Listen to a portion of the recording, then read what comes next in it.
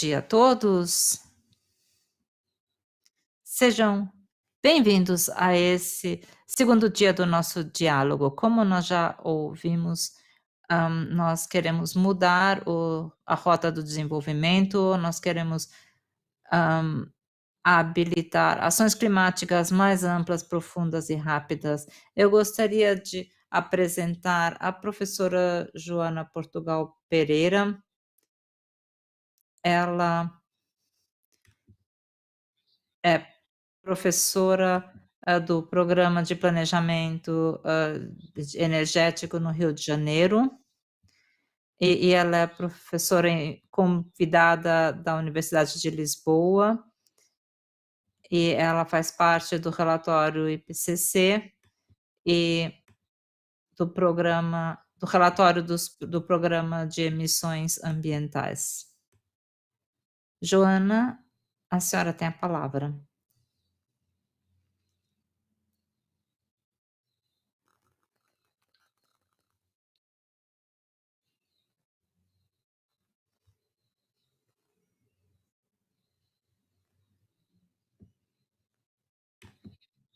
Bom dia a todos.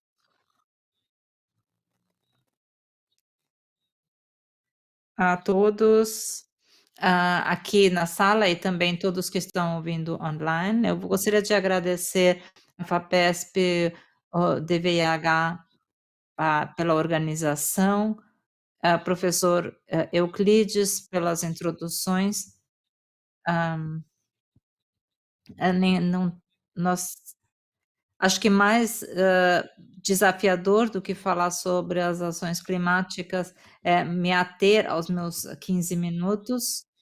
Eu organizei a minha apresentação em 3 partes. Primeiramente, nós vamos discutir e relembrar todos sobre a urgência que nós estamos vivendo no momento. Depois queremos discutir os desafios e as oportunidades para transição energética para um sistema de baixo carbono e como é que nós podemos, hã, aprofundar e acelerar ação climática. Nós realmente precisamos acelerar a transição energética. Hã, isso aqui é um vídeo da NASA que mostra o desenvolvimento das temperaturas, durante o tempo, 1980 até o momento, e aqui nós podemos ver as áreas mais frias azuis. E aqui nós podemos ver que o mapa está se tornando amarelo, laranja e vermelho. Isso significa que a temperatura está aumentando mais rapidamente. O que nós podemos ver aqui, hã, é que a temperatura média, hã, pode já alcançou o nível de 1,1 graus centígrados em comparação com os níveis, industriais. E nós estamos falando de temperaturas médias, nós temos locais muito quentes, e um dos locais quentes, está exatamente aqui no nordeste e aqui no sul da América do Sul. Eu tenho essa imagem que eu sempre mostro para os meus, alunos, que significa as emissões de carbono, combustão de combustíveis fósseis, e esses são compensados, hã, por exemplo, pelos oceanos. O que nós podemos ver nesse momento é, nós estamos emitindo, as emissões muito mais rapidamente do que a capacidade de captura. É o que nós podemos ver aqui. Nós temos a fonte histórica das emissões de dióxido de carbono, de combustíveis fósseis e uso da terra, e aqui eu gostaria de destacar as questão das emissões. Nós estamos só falando do CO2, mas nós não estamos falando dos outros, por exemplo, metano, que também é um gás de efeito estufa. Então aqui nós podemos ver as emissões estão em cinza, que já tem mais de 35 gigatoneladas de emissões. Então, aqui temos as emissões de uso da terra e aqui as capacidades, dos oceanos e das terras da atmosfera para a captura, para o sequestro desse carbono não é suficiente. Então, nós temos, no momento, um déficit de 1 gigatonelada por ano. Isso parece ser, irrelevante aqui, nesse momento, mas isso significa que a concentração de dióxido de carbono já está, hã, acima dos, limites das, medidas modernas científicas. Aqui nós temos a curva, olhando para os níveis pré-industriais, aqui nós temos a concentração de dióxido de carbono na atmosfera, eram 280 partes por milhões, e aqui nós, quando a FAPESP foi criada, nós tínhamos 317, não sei se aqui nós estamos uma relação causal, nós agora já estamos com 425. Claro que foi uma piada, obviamente, nós sabemos que a FAPESP tem um histórico, bastante longo de apoiar pesquisas, para reduzir a emissão de CO2, mas então aqui nós, hã, temos uma simples correlação.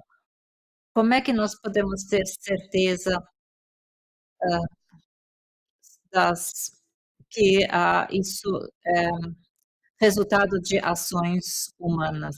Nós temos aqui o relatório IPCC de 2021, que nós sabemos com 100% de certeza que os impactos climáticos que nós estamos observando nesse momento, são causados por ações humanas. Nós sabemos disso, porque nós temos, relatórios das temperaturas, aqui nós podemos ver do lado esquerdo da imagem e do lado direito nós podemos ver as barras de cores diferentes. A parte azul, são os resultados de como os modelos climáticos, sem considerar o aumento da concentração da combustão de combustíveis fósseis, e aqui nós podemos ver que seria uma tendência bastante estável dos níveis de temperatura. E se nós, adicionarmos ao o aumento partindo da combustão de combustíveis fósseis, nós podemos ver que a temperatura está aumentando até chegar ao aumento à temperatura que nós conhecemos nesse momento. Então, isso a mudança climática não se deve a mudanças do Sol, da galáxia, não, é causada pelos seres humanos e pelo consumo de combustíveis fósseis. Os impactos já foram observados, aqui nós podemos ver. Algumas pessoas podem pensar que isso vai acontecer nas próximas gerações, mas não, está acontecendo agora. O relatório mais recente do IPCC mostra ativos em várias regiões, a produção na segurança de água e atividades econômicas. Aqui nós podemos ver especialmente a América do Sul, o que já está sendo observado na redução de segurança hídrica, nós temos as implicações com altos riscos de epidemias, a segurança alimentar, então eventos extremos, de chuvas extremas, especificamente no Brasil. A Comissão dos Municípios destacou que durante o tempo o país já perdeu mais de 13 bilhões de reais nas últimas décadas por causa de acidentes climáticos. 85% das 5.570 municípios no Brasil já relataram desastres e perdas relacionados ao clima. Nós podemos ver também, aqui que as, secas são os, hã, eventos mais caros, mas os temos também impactos, hã, dos desastres de chuvas, todos sabem, o que aconteceu no estado de São Paulo no início desse ano. Podemos pensar qual é a diferença. Nós já temos um aumento de 1,5 graus, eu não sei se alguém aqui já foi diretamente influenciado, impactado por um desastre climático, mas o que nós podemos ver no futuro, 1 grau vai fazer uma grande diferença. O que eu estou mostrando aqui nessa imagem é a probabilidade de frequências com uma ocorrência mais frequente de eventos climáticos e um aumento da sua intensidade. Nós vamos ter ondas de calor intensas, nós, vamos ter enchentes, chuvas e também secas. Do lado esquerdo, em vermelho, nós podemos ver quando nós pensamos, no aumento de 1,1 e 4 no pior cenário, nós temos 40 vezes mais risco de ondas de calor, que vão ser muito mais intensas, com temperaturas, com 5,3 graus. Se nós estamos dentro de uma casa ou dentro do nosso escritório, é só aumentar ou reduzir o ar-condicionado, não vai fazer grande diferença. Mas para as pessoas que, de baixa renda, que não têm, essa possibilidade, inclusive para toda a fauna que não está sujeita a ar-condicionado, isso faz uma grande diferença. E aqui no Brasil, aqui, ah, nós já vamos ter, no futuro, a competição com outro uso das terras. Como eu já mostrei aqui, essa imagem aqui eu vi, impactante, nós temos as várias, gerações, temos os baby boomers, hã, mas para as próximas, gerações, geração alfa, que estão nascendo agora, alguns estudantes aqui, hã, pensam sobre os futuros possíveis que nós vamos ter, considerando as ações, agora. Então, isso significa mudança climática já está acontecendo, a gente não vai deixar isso para as próximas gerações. Nós temos um grande desafio, nos nossos modelos de mitigação climática e os modelos que nós vimos ontem do professor Roberto, nós, hã,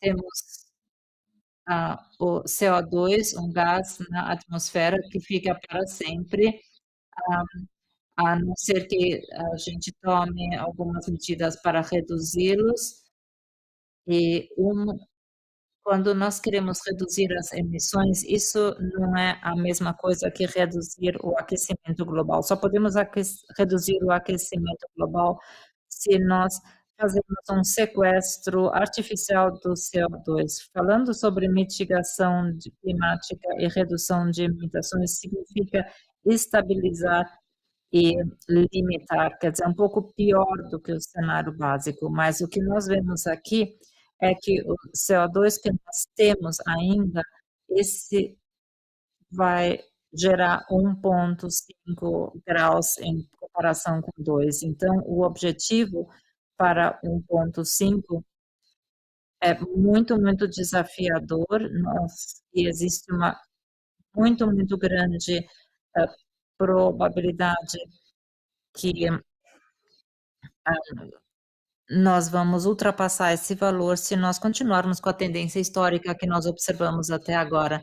Então, valores semelhantes, uma imagem semelhante nós já vimos ontem, nós Temos acordos globais, todo mundo aqui conhece, o Acordo de Paris de 2016, 2015 e, homologado em 2016 por muitos países. Se nós olharmos uma tendência básica em relação ao Acordo de Paris, alcançando um nível de 5 graus, como nós podemos ver aqui na linha roxa, e isso é muito improvável, porque o Acordo de Paris foi assinado e nós já estamos implementando as estratégias. As políticas atuais provavelmente vão chegar num nível acima de 2 graus. E se nós olharmos os compromissos, nós podemos alcançar um nível de 2,4, 2,6, dependendo das condições. Então, o que eu gostaria de destacar aqui é que nós atualmente temos uma implementação que significa que os países assinam um acordo, hã, e os compromissos, mas as coisas não estão sendo implementadas com, eficiência.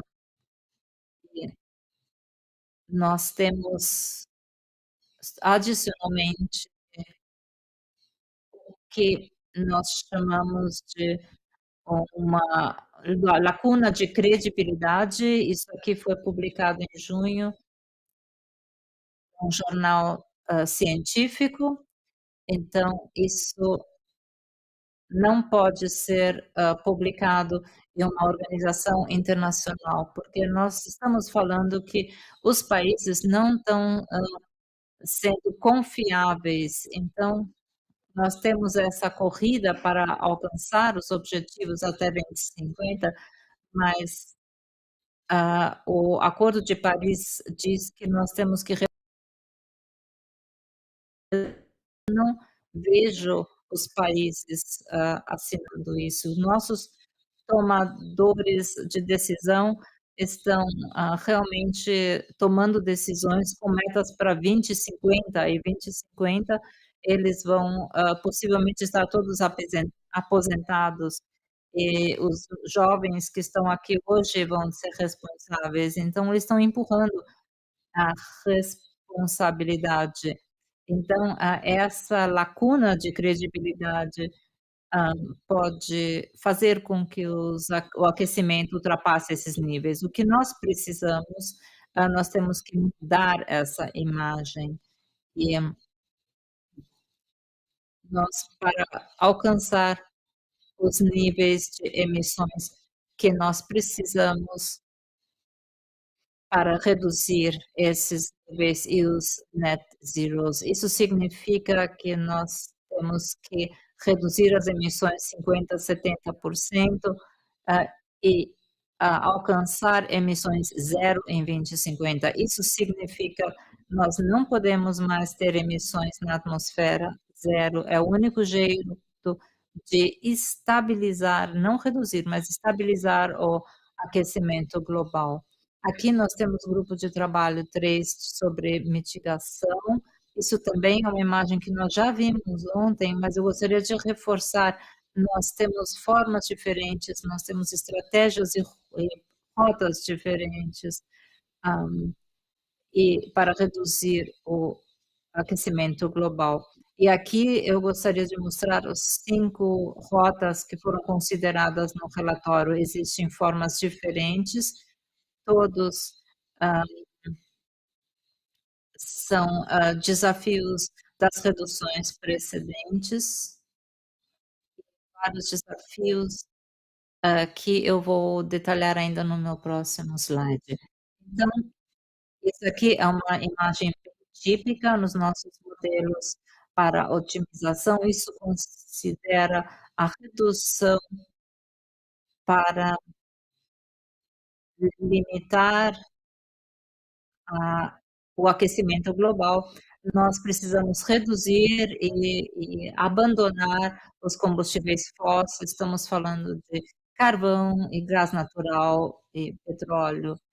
para vários setores, assim como a aviação, navegação, indústria pesada, são setores que têm grandes dificuldades em reduzir as suas emissões e eles precisam compensar isso com estratégias para reduzir, para capturar o CO2. Então, aqui nós estamos vendo as emissões de petróleo e gás, combustíveis fósseis, até 2050, e isso precisa ser compensado, como nós estamos vendo do lado direito, nós temos as estratégias para a remoção do CO2. Parece simples, não é?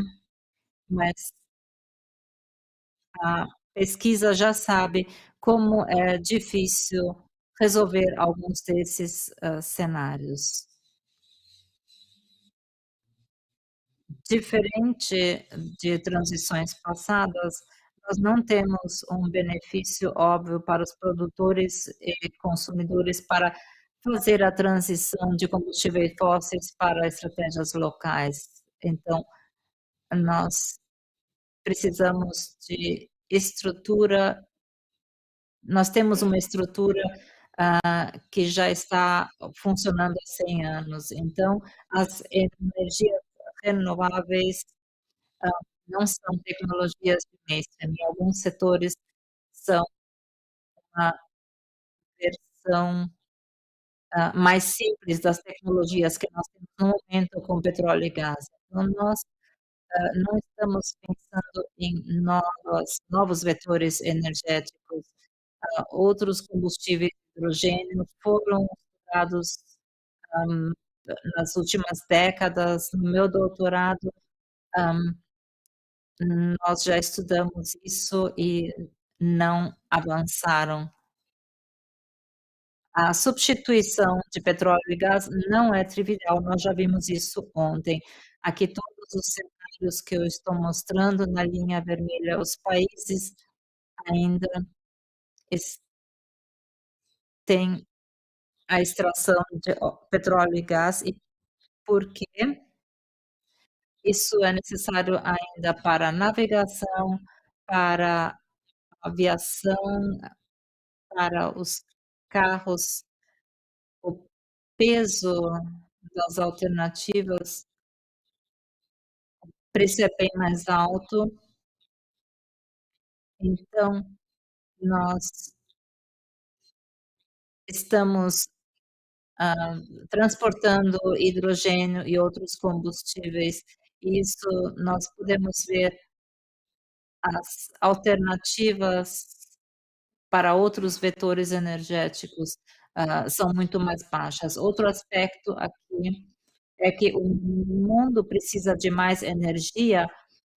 Ontem nós falamos sobre, pobreza energética, nós temos muita população ainda sem acesso à energia no Brasil, mas talvez na África e outras regiões. Aqui nós podemos ver o recurso, podemos ver um aumento do consumo de energia. E é muito difícil mudar o estilo de vida, ninguém quer, mudar o seu, estilo de vida, ninguém quer parar de ter o seu almoço, o seu jantar, dirigir o seu carro confortável. Então, quando nós pensamos em mudamos, no estilo de vida, especialmente aqui no Brasil, comparado com outros países, nós, temos uma consciência ambiental maior do que outras, regiões, possivelmente por causa dos desastres nos últimos anos na região do Amazonas, mas nós estamos preocupados com mudança climática, mais de 80% se preocupa com o clima, mas as nossas ações, menos que 10% das pessoas acreditam que as suas próprias ações são responsáveis. Então, eu não sou socióloga nem psicóloga, mas Eu ouvi de colegas que isso é um dos grandes desafios que nós temos. As boas novas, os custos de energias renováveis e baterias estão, diminuindo. Aqui, a energia solar, fotovoltaica é a mais econômica, também comparada com outras renováveis e combustíveis fósseis. Como consequência, nós podemos ver a em expansão, as capacidades de diferentes fontes está aumentando também. Também temos, oportunidades para desenvolvimento econômico, com empregos, verdes, hã, ações para captura e armazenamento de carbono, por exemplo. Mas como nós vimos ontem também, as tecnologias exigem um consumo de outros materiais.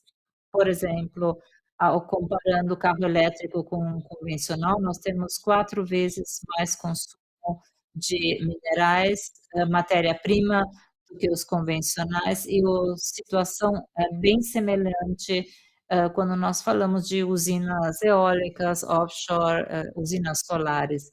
Aqui nós temos os cenários atuais para a expansão de tecnologias de baixo carbono, o cenário net zero. Nós podemos ver um aumento constante do consumo de materiais, se nós, checamos esses números com as pesquisas atuais, que são conhecidas para cobalto e lítio, nós podemos ver que nós não vamos ter recursos suficientes, é o que nós podemos ver aqui nessa barra vermelha.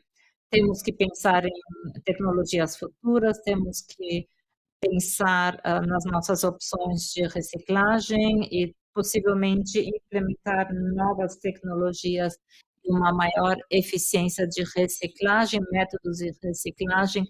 Com isso, nós podemos, possivelmente, ah, ter as complementar as reservas atuais que nós temos. Isso aqui também já foi mostrado ontem, a Verônica, mostrou isso na palestra dela. Nós estamos mu migrando de uma dependência de petróleo e gás a uma dependência de mineração. E uma grande parte desses recursos está em terras indígenas. Eu posso encaminhar esse artigo, isso é muito interessante, especialmente para essa região. E por fim, meu tempo já acabou. Ontem, tivemos alguns comentários sobre bioenergia e como isso está sendo considerado nos nossos modelos, mas o desafio é muito grande para compensar as tendências atuais. Os nossos modelos mostram que nós precisaríamos de até 15 vezes o tempo da Alemanha, 5,5 milhões de quilômetros quadrados, de bioenergia para os biocombustíveis. Isso, se nós consideramos outras ações,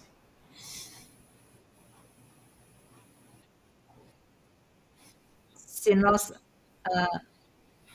atrasarmos as nossas ações, o desafio vai ser maior ainda, nós vamos precisar de 27 vezes o tamanho da Alemanha, 9,8 milhões de quilômetros quadrados para bioenergia. Isso não é possível, isso significaria que nós teríamos conflitos diretos com o uso da terra. Bom, o meu tempo passou, eu acho que nós precisamos de políticas públicas, financiamentos e, por fim, nós precisamos de consumidores bem informados. Esse é o último slide que mostra como transição energética está vinculada a outros objetivos. E eu vou deixar esse último slide. Antes de desligar meu microfone, as boas novas significa nós temos baixos preços de energias renováveis, uma grande expansão da capacidade de armazenamento, nós temos um número recorde de políticas climáticas, quase todos os países anunciaram as suas metas e se forem confiáveis, nós vamos ter uma redução e a limitação até 1,5 até o final do século, mas as notícias não tão boas é que nós estamos longe ainda do pico das emissões e é quase inevitável alcançar 1,5 graus, e as ações climáticas são muito fracas, muito lentas para vencer os desafios na frente, nós não temos respostas simples. Eu vou deixar aqui o capítulo onde eu participei do relatório IPCC, se vocês quiserem saber mais. Muito obrigada pelo seu tempo. Eu sinto muito que eu falei 5 minutos a mais.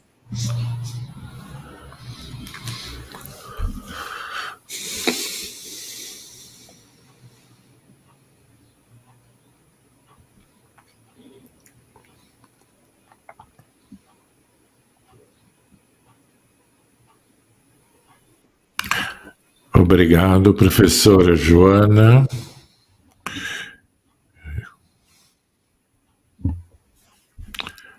Então, nós tivemos essa apresentação fantástica e temos alguns minutos para discutir esse tópico.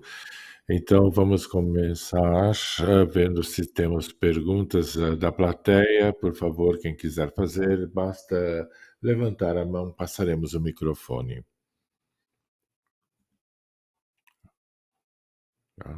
Aparentemente, a sua palestra foi. Temos uma pergunta ali, sim. Então, bom dia, obrigado pela apresentação, excelente. Meu nome é Caio, eu sou da Siemens Energia e a senhora mencionou rapidamente a respeito dessa transição de energia sendo muito desafiadora por causa da sua diferença com a outras. Nós não temos um motivador econômico para fazer essa mudança. O que a gente vê aqui?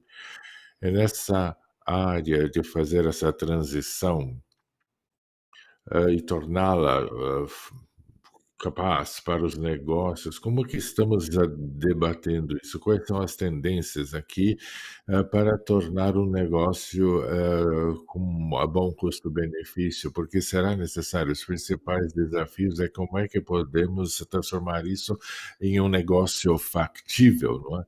Porque além da tecnologia e dos desafios com matéria-prima, temos esse desafio de transformar isso em um negócio. E como estão as discussões nessa direção, de acordo com o seu ponto de vista? Obrigado, Caio, pela sua pergunta. Novamente, eu não tenho uma resposta. É claro, nós precisamos de modelos de negócios factíveis. No momento, nós temos uma grande distorção no mercado. Na verdade, não estamos pagando o preço correto, pelo custo real dos combustíveis fósseis e pela comida que está nos nossos pratos. Se nós convertermos os subsídios que a gente vê, diretos e indiretos, para as indústrias com alto carbono, petróleo, gás, carvão, e as ineficiências de uso de fertilizante no agronegócio, também com a pecuária, nós vamos poder ter mais recursos para esse financiamento.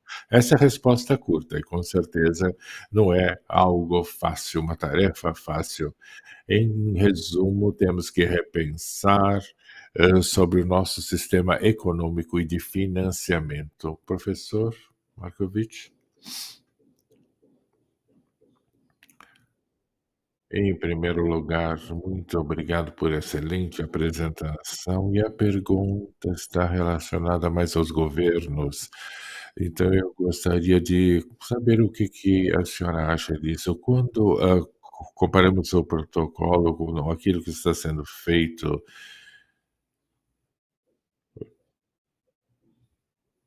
com exceção às emissões de gases, numa abordagem enxuta, quando a gente diz discute entre nós pesquisadores é que nós colocamos tantos gases em conjunto que torna mais difícil o que o Gaio já acabou de falar, temos que nos posicionar com relação a cada uma dessas estratégias.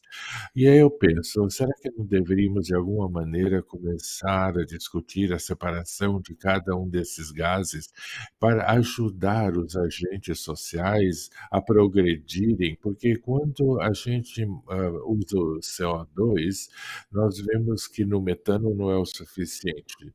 Então nós quando discutimos os aspectos psicológicos e sociológicos, isso fica mais difícil para os agentes sociais. Eu sei que isso não é o foco da sua apresentação, mas eu acredito que você já se engajou com diversos outros pesquisadores nessa questão, e se você nos pudesse falar um pouco a respeito, eu agradeceria.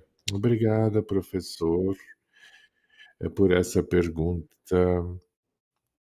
Eu já pensei muitas vezes por que os protocolos anteriores foram, bem-sucedidos e o de Kyoto não, e o Acordo de Paris é tão desafiador. A resposta curta é que nós lidávamos com impactos ambientais diferentes, lidávamos, com poluição do ar e impactos locais de curto prazo, enquanto que os gases de efeito estufa e a mudança climática é mais ação de longo prazo e tem um impacto global. Então, não existe uma correlação direta entre um e o outro, e existe um lapso de tempo maior quando comparado aos poluentes do ar que podem ser reduzidos com sucesso. Em termos de considerarmos os outros gases de efeito estufa, e não apenas dióxido de carbono ou metano, em COPs anteriores, o impacto global do metano foi considerado para reduzir as emissões de metano, especificamente para reforçar a necessidade de considerarmos em separado outras emissões de gases de estufa. Então, já um passo à frente aqui, porque os desafios são diferentes, as fontes de emissões vêm de diversos pontos e algumas principais da agricultura. Temos mais uma pergunta presente, por favor? Muito bem, obrigado, Euclides. Joana, parabéns. Você consegue me ouvir? Eu sou Luiz Horta, do NIP Unicamp e a Universidade de Itajubá. Apreciei muito a sua apresentação clara e instigadora, com relação às perguntas de mudanças climáticas. Mas eu fiquei pensando, algumas organizações internacionais apresentam números bem distintos dos seus com relação à bioenergia, basicamente. E como você sabe, nós temos no mundo a capacidade de introduzir a bioprodução sustentável, com a mudança nos combustíveis, com mais de 13 bilhões de hectares. E de acordo com o projeto feito em 2015, a quantia de bioenergia deveria ser multiplicada por 6. Então, como harmonizar essas projeções tão claras em termos de aumentar a produção bioenergética globalmente, mas principalmente em, países em desenvolvimentos com os seus números, né, por favor. Obrigada, professor Horta. Bem, os números que eu mostrei não eram para a Alemanha, só comparei com a Alemanha, porque nós temos a plateia aqui em termos de Brasil, eh, seria mais metros quadrados, mas na verdade diferentes agências nos relatórios, eles todos harmonizam, chegando a um acordo com a necessidade de expandir a bioenergia ou para chegar até a emissões negativas para compensar o que nós estamos vendo. E o conflito em termos de números, é a quantidade de dependências e os conflitos relacionados a outros serviços de ecossistemas de terra, e também a disponibilidade de água. Bioenergia é uma parte da solução, com certeza, e temos que considerar os limites de recursos e as implicações que podem trazer para outras dimensões, além da mudança climática. Na nossa análise setorial, nós vemos que a aviação está indo à procura dos biocombustíveis, a navegação também está com os biocombustíveis drop-in, e quando nós avaliamos os modelos, nós vemos que não temos recursos suficientes para essas duas áreas, ou dois objetivos, ou pelo menos considerando as tecnologias atuais que temos no momento. Bem, nosso tempo está acabando, mas podemos ter ainda mais uma pergunta, por favor. Meu nome é Marlissa Basso, eu sou do Instituto de Estudos Avançados. Se você sabe de qualquer projeto biológico, qualquer tipo de iniciativa que pode ser escalada para trazer essa ação climática mais rápida, algo que está funcionando, porque tem muita coisa que não funciona. Obrigado, Larissa. E nós temos muitas tecnologias que já funcionam. Ontem foi apresentado, por exemplo, numa sessão, o mercado de etanol e como isso pode ser alavancado, eh, e indo com a sua utilização, por exemplo, em aviões e navegação. Tudo é uma questão de escala e não de tecnologia per si. Obrigado. E com isso nós encerramos essa sessão, e eu gostaria de convidá-los a agradecer a nossa palestrante, e vamos passar para a nossa próxima sessão.